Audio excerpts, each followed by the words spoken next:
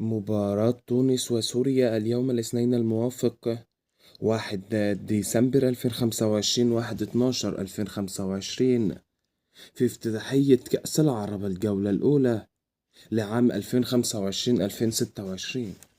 القنوات الناقلة المجانية، المعلقين، التشكيل، التوقيت، ولكن لا تنسى ذكر الله والصلاة والسلام على رسول الله.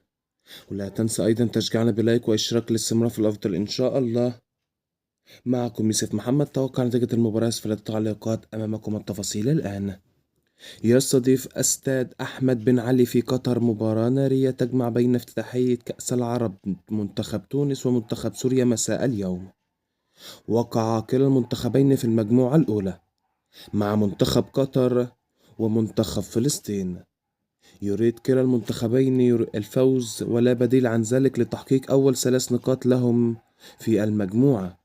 فمن تتوقع يفوز في هذه المباراة؟ انتظر توقعاتكم في أسفل التعليقات.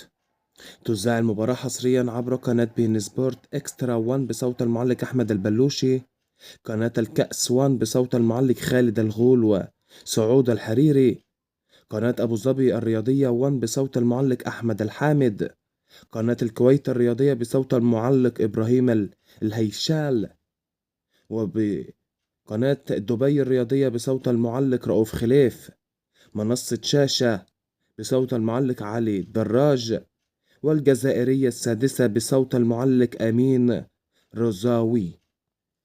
وسوف تنطلق صافرة بداية المباراة في تمام الساعة 4 عصرا بتوقيت السعودية والكويت وقطر والعراق وسوريا واليمن والأردن، 3 عصرا بتوقيت مصر وليبيا والسودان، 2 عصرا بتوقيت تونس والجزائر والمغرب.